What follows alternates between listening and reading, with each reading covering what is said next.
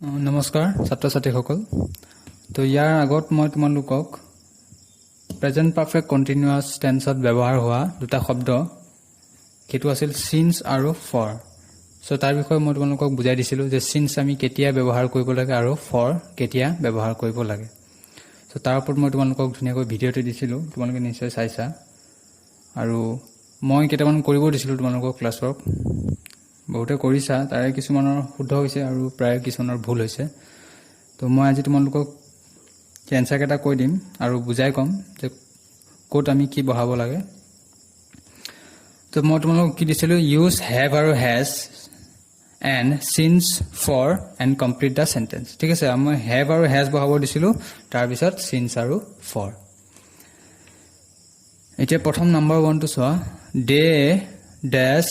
been doing the work dash 6 months এটা প্ৰথমে আমি কি বহাব লাগিব have আৰু has ঠিক আছে তো তোমালোকে মনত ৰাখিবা যে have আৰু has এই দুটা কেতিয়া ব্যৱহাৰ কৰো প্ৰেজেন্ট পাৰফেক্ট ঠিক আছে এটো প্ৰথমে মনত ৰাখিবা আমি have আৰু has মানে কি হয় প্ৰেজেন্ট পাৰফেক্ট টেন্সত আমি have আৰু has ব্যৱহাৰ কৰো ঠিক আছে এটা have টো আমি কাৰ লগত ব্যৱহাৰ কৰো বা have to কেতিয়া ব্যৱহাৰ কৰো আৰু has to কেতিয়া ব্যৱহাৰ কৰো ঠিক আছে তো have মানে হল আমাৰ বহুবচন বুজালে আমি have ব্যৱহাৰ কৰো আৰু যদি একবচন বুজায় তেতিয়া হলে has ঠিক আছে তো এটো কথা মনত ৰাখিবা বহুবচন হলে have একবচন হলে has এটা প্ৰথমে ইয়াত কি দি আছে ডে তো ডে টো আমাৰ কি হয় একবচন হয় না বহুবচন তো ডে টো আমাৰ বহুবচন মানে তেওঁলোক হয় না বা সিহঁতে So এটো কি হ'ব আমাৰ বহুবচন তো বহুবচন হলে আমাৰ কি আহিব প্ৰথমে have আহিব so they have been doing the work তেওঁলোকে কামটো কৰি আছিল কেতিয়াবা কৰি আছিল dash 6 months এতিয়া আমি বহাব লাগিব since আৰু for এটা কোনটো বহিব তো এটা আমাক since আৰু for কি হয় সময় বুজায় এটা আছিল নিৰ্দিষ্ট সময় আৰু এটা আছিল ব্যাপক সময় ঠিক আছে তো since টো আমাৰ কি আছিল নিৰ্দিষ্ট সময় বুজালে since টো ব্যৱহাৰ কৰো আৰু for টো আছিল এটা ব্যাপক সময় বুজালে আমি for টো ব্যৱহাৰ কৰো তো ইয়াত আমাৰ দিয়া আছে 6 মান্থ 6 মাহ আমাৰ এটা টাইম দিয়া আছে 6 মান্থ কিন্তু এটো এতিয়া কি হ'ব আমাৰ পয়েন্ট অফ টাইম হ'ব নে পিৰিয়ড অফ টাইম অৰ্থাৎ নিৰ্দিষ্ট সময় হ'ব নে এটা ব্যাপক সময় তো এটো কি হ'ব 6 মান্থ 6 মাহ ধৰি এটা ইয়াত আমাক নিৰ্দিষ্টকে দিয়া নাই যে কিমান কোনটো মাহৰ পৰা কিমান মাহলৈ 6 মাহ বুলিহে কৈছে যে জানুৱাৰীৰ পৰা তো জানুৱাৰী ফেব্ৰুৱাৰী মাৰ্চ এপ্ৰিল মে জুনলৈ তেনেকুৱা কোনো মাহ উল্লেখ কৰি দিয়া নাই নিৰ্দিষ্টকে উল্লেখ কৰি দিয়া নাই ঠিক আছে জানুৱাৰীৰ পৰা ধৰি লও আগষ্ট বা জানুৱাৰীৰ পৰা ফেব্ৰুৱাৰীৰ পৰা জুলাই তেনেকুৱা কোনো নিৰ্দিষ্ট ইয়াত দিয়া নাই গতিকে ইয়াত কেৱল কোৱা হৈছে যে they have been doing the work dash 6 month অৰ্থাৎ তেওঁলোকে 6 মাহ ধৰি কামটো কৰি আছে তো যেহেতু ইয়াত নিৰ্দিষ্টকে দিয়া নাই কেৱল 6 মান্থ বুলিহে কৈছে অৰ্থাৎ এটা ব্যাপক সময় দিছে নিৰ্দিষ্টকে দিয়া নাই যে জানুৱাৰী বা ফেব্ৰুৱাৰী তেনেকে কোনো নিৰ্দিষ্টকে এটা মাহ দিয়া নাই গতিকে ইয়াত কি ব্যৱহাৰ কৰিব লাগিব আমি for কাৰণ for টো আমাৰ এটা কি হয় ব্যাপক সময় বুজায় আৰু since টো কি হয় আমাৰ এটা নিৰ্দিষ্ট সময় বুজালে আমি since ব্যৱহাৰ কৰো তো ইয়াত আমাৰ কি আহিব for ঠিক আছে they have been doing the work for 6 months তাৰ পিছত নম্বৰ 2 আছে he dash been suffering from fever তো he টো আমাৰ কি বুজাইছে একবচন হয় না বহুবচন তো he মানে তেওঁ গতিকে এজনক বুজাইছে গতিকে এটো কি হ'ব একবচন তো একবচন হলে আমাৰ কি আহিব has he has been suffering from fever dash monday last এটা ইয়াত বাৰ দিয়া হৈছে এটা বাৰ দিছে নিৰ্দিষ্টকে এটা বাৰ দিছে যে সোমবাৰ মানে না গতিকে এটো আমাৰ নিৰ্দিষ্ট দিয়েটো দিয়া হৈছে আমি ইয়াত কি বহাম since Monday last. Next number 3 আহিব I dash been working in the company dash 5 years. So I লগত খদাই মনত ৰাখিবা I লগত খদাই কি হয় have হয় গম পাইছা I লগত খদাই কি হয় have হয় গতিকে এইটো কথা তোমালোকে মনত ৰাখিবা এটো ফিক্সড হয় I লগত কি হয় যেটা have আৰু has থাকিব I লগত খদাই have টোৱে দিবা তোমালোকে So I have been working in the company dash 5 years. তো 5 বছৰ ধৰি মই কোম্পানীটোত কাম কৰি আছো তো ইয়াত নিৰ্দিষ্টকে দিয়া নাই কিমান কোনটো চনৰ পৰা কৰি আছে কেৱল কোৱা হৈছে 5 বছৰ ইয়াত যেনেকৈ 6 মাহ বুলি কোৱা হৈছিল যে কোনো নিৰ্দিষ্ট দিয়া নাই যে কোনটো মাহৰ পৰা কোনটো মাহলৈ তো ইয়াতো তেনেকৈ দিয়া হৈছে এটা নিৰ্দিষ্টকে দিয়া নাই যে কোন 5 ইয়াৰ্স বুলি কোৱা হৈছে চনটো নিৰ্দিষ্টকে উল্লেখ কৰি দিয়া নাই কিমান চনৰ পৰা কিমান চনলৈ ঠিক আছে গতিকে এটো যেহেতু নিৰ্দিষ্ট নহয় ইয়াত আমি কি দিম ফৰ 5 years. Next আছে we dash been waiting for him dash 5 o'clock. So we to কি হয় আমাৰ এটা বহুবচন হয় তো বহুবচন হলে আমি কি বহাম have বহাম we have been waiting for him. এতিয়া ইয়াত এটা সময় দিয়া হৈছে নিৰ্দিষ্টকে দিছে যে 5 বজাত 5 o'clock. এটো এটা নিৰ্দিষ্ট এটা সময় দিয়া হৈছে 5 বজাত গতিকে ইয়াত কি আহিব since. Next আছে she dash been suffering. এটা she to আমাৰ কি হয় তাই যেনেকৈ হি টু আমাৰ একবচন বুজাইছে তো চি টু আমাৰ কি হ'ব একবচন হ'ব তো ইয়াত কি আহিব has she has been suffering from fever last night এটা কি হ'ব সিন্স হ'ব নে ফৰ হ'ব লাষ্ট নাইট যোৱা ৰাতি তো যোৱা ৰাতিত আমাৰ কি আছে নিৰ্দিষ্টকৈ এটা আমাৰ সময় দি আছে ৰাতি যোৱা ৰাতিত আমাৰ এইটো এটা নিৰ্দিষ্ট হয় যোৱা ৰাতি ঠিক আছে তো ইয়াত আমাৰ কি আহিব সিন্স লাষ্ট নাইট. Next আছে আমাৰ grandmother. Grandmother to আমাৰ একবচন আমি জানো grandmother has been telling us the story dash 2 hours. এটা 2 ঘণ্টা ধৰি আমাক আইতাই কি কৰিছে সাধু কৈ আছে 2 ঘণ্টা বুলি কলে নিৰ্দিষ্টকে কোৱা নাই যে কিমান 9টাৰ পৰা 10টা নে 10টাৰ পৰা 12টা নে কোনো নিৰ্দিষ্টকে দিয়া নাই হয় না গতিকে ইয়াত কি আহিব for 2 hours.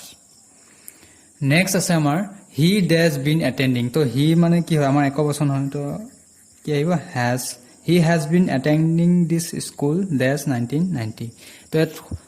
নিৰ্দিষ্টকে এটা সন উল্লেখ কৰি দিছে সো এনেকৈ নিৰ্দিষ্টকে যেতিয়া এটা সন উল্লেখ কৰি দিব ইয়াত কি হ'ব since ঠিক আছে.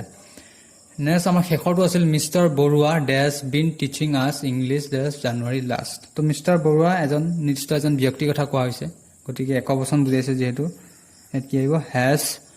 been teaching us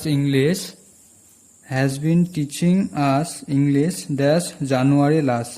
তো ইয়াত এটা আমাক কি কৈছে নিৰ্দিষ্ট এটা মাহ দিয়া হৈছে জানুৱাৰী হয় নহয় যে নিৰ্দিষ্টকে যেতিয়া মাহ দিয়া থাকিব তেতিয়া আমি কি হ'ম ইয়াত আমি কি বহাম since January last মানে জানুৱাৰী শেষত গতিকে নিৰ্দিষ্টকে দিয়া হৈছে কি কোনটো মাহত জানুৱাৰী শেষত. তো ঠিক আছে ইমানে আছিল এটো since আৰু for মনত ৰাখিবা since হলে কি হ'ব নিৰ্দিষ্ট সময় বুজাব এটা নিৰ্দিষ্ট সময় এটা দিয়া থাকিব উল্লেখ কৰি দিব মাহ হওক বা তোমাৰ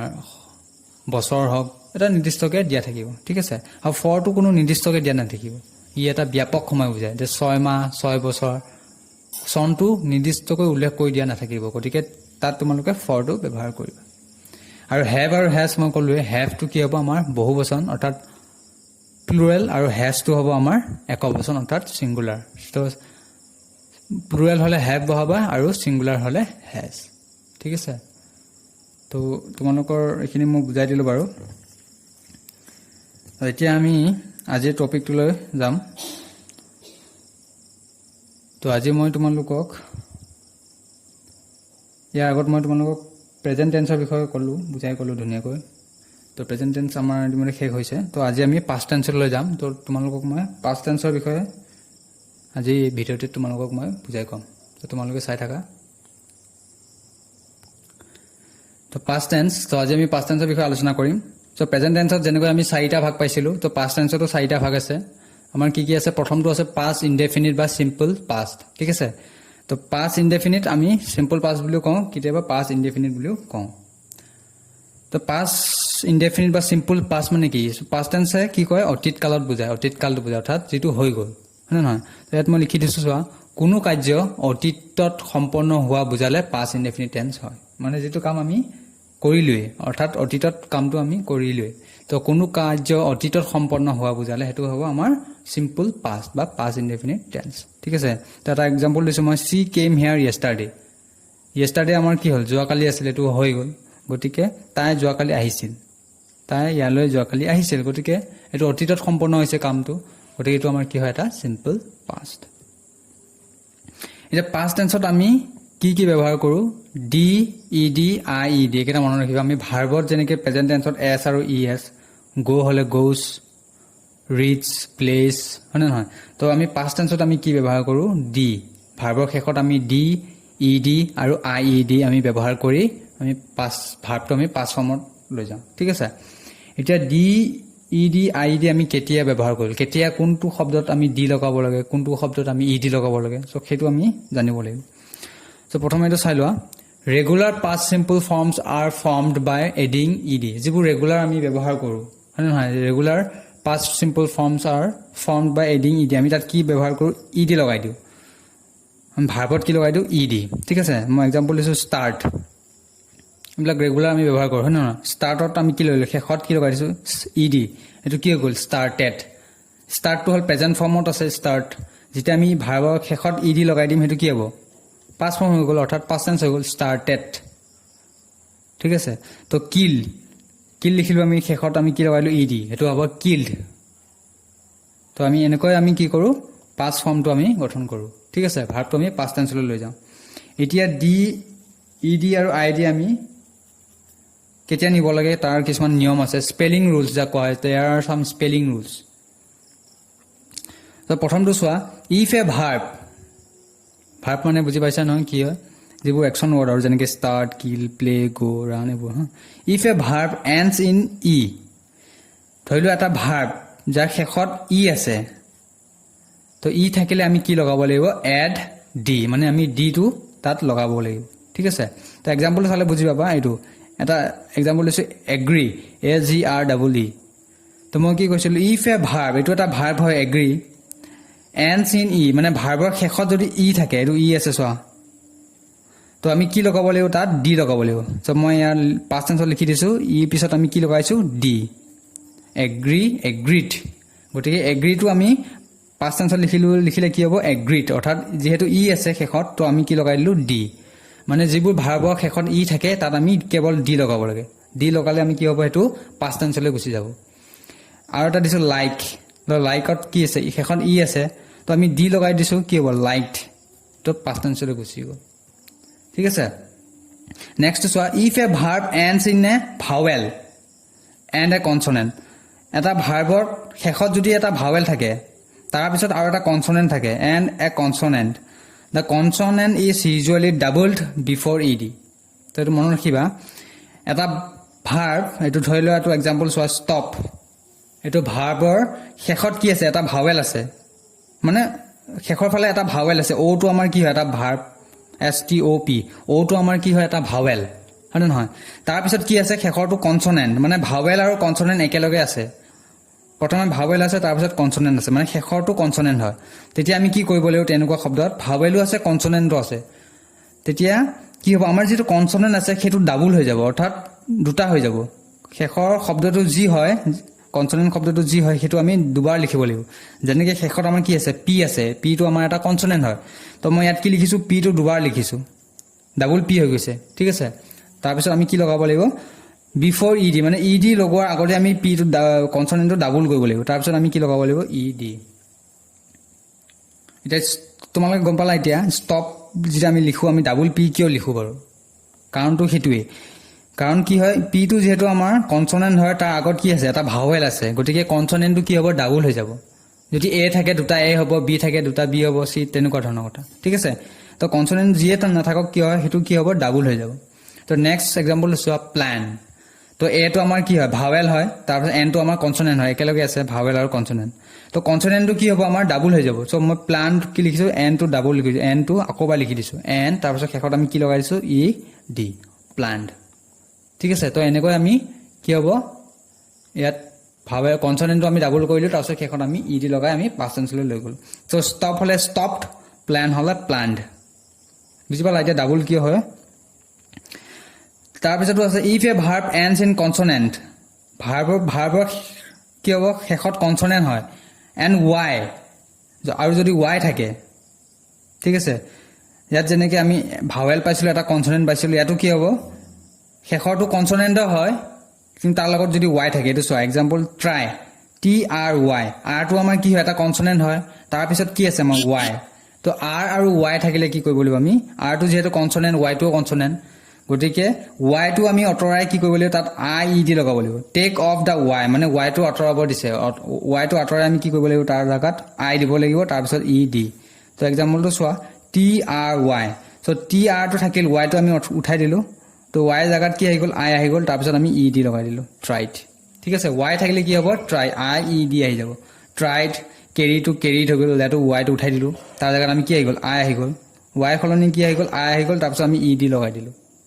তো সেইটো হ'ব ট্ৰাই হ'লে ট্ৰাইড কেৰি হ'লে কেৰিড ঠিক আছে নেক্সট চোৱা if the word এণ্ডছ in a vowel and Y এতিয়া ইয়াত কি আছিলে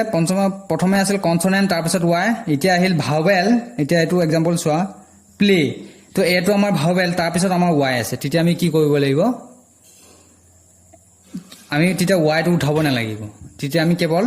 ইডিটোহে লগাব ইডি লগাব লাগিব শেষত চোৱা পি এল এ ৱাই আছে এটো আমাৰ ভাৱেল হয় আৰু ৱাইটো আমাৰ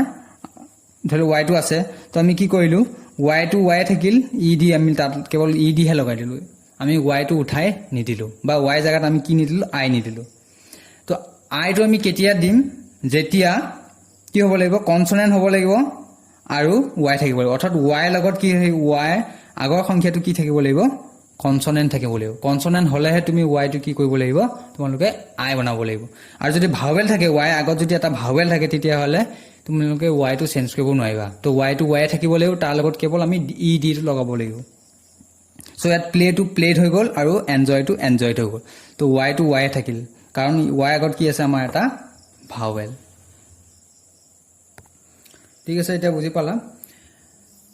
এতিয়া নেক্সটটো আছে পাষ্ট কন্টিনিউয়াস টেন্স আমাৰ দুই নম্বৰটো আছে প্ৰথমটো পালো আমি সিম্পল পাষ্ট দুই নম্বৰটো আছে আমাৰ পাষ্ট কন্টিনিউয়াস টেন্স সো কোনো এটা কন্টিনিউয়াস মানে মই কৈছিলো যে কামটো চলি থকা হ'ব লাগিব আৰু এটো কেতিয়া চলিব লাগিব চলি থকা বুজাইছে অতীতত সো কোনো এটা কাম অতীতত আৰম্ভ হৈ অতীততে চলি থকা বুজালে পাষ্ট কন্টিনিউয়াস টেন্স হয় পাষ্ট মানে যেহেতু অতীত হয় অতীততে এটা কাম আৰম্ভ হৈ পেলাই অতীততে চলি আছিল তো সেইটো হ'ব পাষ্ট কন্টিনিউয়াস কন্টিনিউয়াস মানে চলি থকা সো এটো অতীতত চলি আছিল তো সেই কাৰণে কি কোৱা ইয়াক past continuous tense so example you were writing মানে তুমি লিখি আছিলা ধৰিলে তুমি কালি লিখি আছিলা সো সেই কাৰণে ইয়াত কোৱা আছে ইউ ওয়্যাৰ ৰাইটিং তুমি লিখি আছিলা তুমি কামটো কৰি আছিলা কেতিয়া কৰিছিলা